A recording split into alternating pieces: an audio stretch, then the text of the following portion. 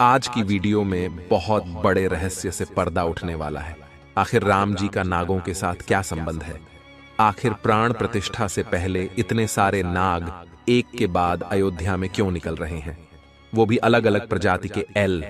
आगे बढ़ने से पहले अगर आप भी एक सच्चे सनातनी हैं तो इस वीडियो को लाइक करके कमेंट बॉक्स में जय श्री राम जरूर लिखें। 22 जनवरी सोमवार के दिन अयोध्या के नवनिर्मित राम मंदिर में होने जा रही रामलला की प्राण प्रतिष्ठा का सभी देशवासियों को बेसब्री से इंतजार है।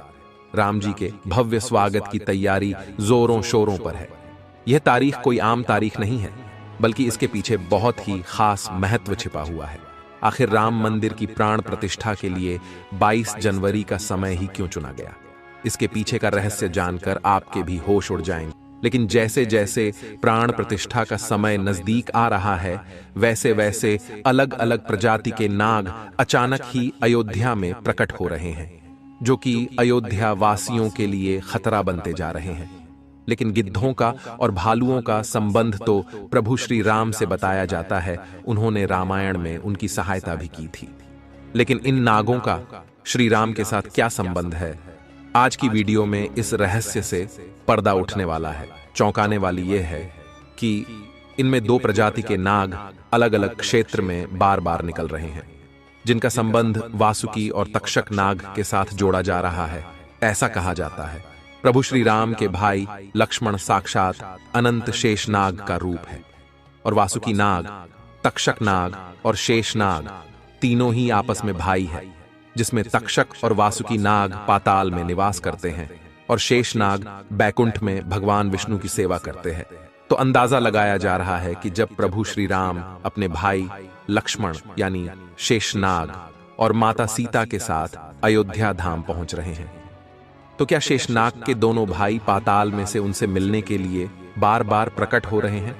दोस्तों, यह रहस्य बहुत बड़ा है, क्योंकि अयोध्या के क्षेत्र से जब एक सांप को पकड़कर सुरक्षित इलाके में छोड़ा जाता है, तो वही सांप पुनः राम मंदिर परिसर में भी देखा जाता है, जिससे कई बार मजदूरों को भी काम करने में भय महसूस होता है। लेकिन जय श्री राम का नाम उन्हें हिम्मत देता है। आप भी नीचे कमेंट बॉक्स में जय श्री राम जरूर लिखें। लेकिन दोस्तों, प्रभु श्री राम का नागलोक के वीडियो के साथ क्या संबंध है? वो सच्चाई जानकर आपके पैरों तले जमीन खिसक जाएगी, क्योंकि पूरे घटनाक्रम को मल्टीवर्स के साथ जोड़कर देखा जा रहा है, जिसे हिंदी में सृष्टि चक्र कहते हैं। मल्टीवर्स की सच्चाई जानकर आपके भी रोंगटे खड़े हो जाएंगे। जिस संसार में हम रहते हैं वो सृष्टि व विनाश के चक्र से गुजरती है। इस संसार के प्रत्येक सृष्टि चक्र को एक कल्प कहा जाता है। हर कल्प के 4 युग या 4 भाग होते हैं। दूसरे भाग या त्रेता युग में राम अयोध्या में जन्म लेते हैं और रामायण करके फिर से बैकुंठ लौट जाते हैं। यानी कि अगर आप इस पृथ्वी पर अपना जीवन यापन कर रहे हैं, आप जो घटनाक्रम कर रहे हैं वही बराबर घटनाएं किसी और यूनिवर्स या कल्प में आपके ही रूप के साथ पुनः होने वाली है या फिर हो चुकी है। आगे मल्टीवर्स की सच्चाई को साबित करने के लिए एक ऐसी पौराणिक घटना आपको बताएंगे, जिसे जानने के बाद आपको भी मल्टीवर्स की सच्चाई पर यकीन होने लगेगा।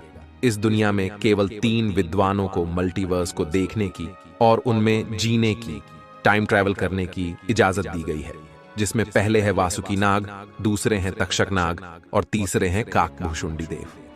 तक्षक और वासुकी नाग के बारे में हम आपको बता चुके हैं, लेकिन सवाल उठता है, आखिर काकभूषुंडी कौन है और आखिरी इन्हें प्रभु श्री राम ने अमर कैसे बनाया? वेदों और पुराणों के अनुसार काकभूषुंडी ने 11 रामायण और 16 महाभारत देखी हैं। वह कल्प के अंत तक अपने शाश्वत स्वरूप में जीवित रहेंगे। भगवान राम ने ही काकभूषुंडी को अमर बनाया था।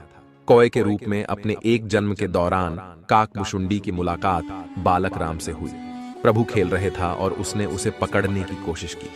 समय आने पर काकभूषुंडी को भगवान के मुख के दर्शन हुए। बालक राम के मुख में आकाश गंगाओं और ब्रह्मांड को देखने के बाद काकभूषुंडी ने भगवान राम से दूर उड़ना बंद कर दिया और उनके पास लौट आए। काकभूषुंडी ने भगवान राम को न पहचानने के लिए क्षमा मांगी। भगवान ने उन्हें दिव्य मुस्कान दी और काकभूषुंडी से उनकी इच्छा पूछी। काकभूषुंडी ने कहा कि वह भगवान राम के प्रति अपनी भक्ति हमेशा हमेशा के लिए करना चाहते हैं। काकभुशुंडी के प्रेम और समर्पण से प्रसन्न होकर भगवान राम ने उन्हें आशीर्वाद दिया कि काल काकभुशुंडी को नहीं मार सकता और वह इस कल्प के अंत तक जीवित रहेंगे, जिसके बाद सृष्टि के 27 चक्रों तक जीवित रहे। उन्हें अमरता का वरदान प्राप्त हुआ। वे कौवे के रूप में जीवित रहे क्योंकि उन्हें भगवान राम के निकट रहने का अवसर मिलता। जब भी भगवान राम का जन्म होता है, वह अयोध्या जाते हैं और भगवान राम को एक बच्चे के रूप में बड़े होते और खेलते हुए देखते हैं। यह भी हो सकता है काकभुशुंडी अयोध्या में भी हाल फिलहाल मौजूद हो और राम मंदिर के निर्माण कार्य को अपनी आंखों से देख रहे हो, यानी कि यह तीनों विद्वान अपनी मर्जी से किसी विकल्प यानी यूनिवर्स में जा सकते हैं, टाइम ट्रेवल कर सकते हैं। और अयोध्या में अचानक से नागों का पाया जाना, वो भी राम मंदिर प्राण प्रतिष्ठा से पहले, तो इनका संबंध भी वासुकी और तक्षक नाग से लगाना गलत नहीं होगा। इन नागों के दर्शन मात्र से भक्तों का उद्धार हो जाता है। लेकिन कई लोग होंगे जो अभी भी मल्टीवर्स यानी सृष्टि चक्र को मानने को तैयार नहीं होंगे। लेकिन आगे हमें कैसे कहानी, एक ऐसी सच्ची कहानी आपको बताने जा रहे हैं जिसका संबंध रामायण से जुड़ा है, और इसे जानकर आपको विश्वास हो जाएगा कि मल्टीवर्स वास्तव में होता है। जिस तरह दुनिया में आने वाला हर इंसान की मृत्यु निश्चित होती है, उसी तरह इंसान रूप में जन्म लेने वाले भगवान के अवतारों का भी इस धरती पर एक निश्चित समय है। वो समय समाप्त होने के बाद उन्हें भी अपने प्राण त्याग करके अपने लोक वापस लौटना पड़ रहा था। उसी प्रकार भगवान श्री राम भी इस लोक को छोड़कर वापस विष्णु लोक गए। भगवान श्री राम के मृत्यु में सबसे बड़ी बाधा उनके प्रिय भक्त हनुमान थे, क्योंकि हनुमान के होते हुए यम की इतनी हिम्मत नहीं थी कि वो राम के पास पहुंच चुके।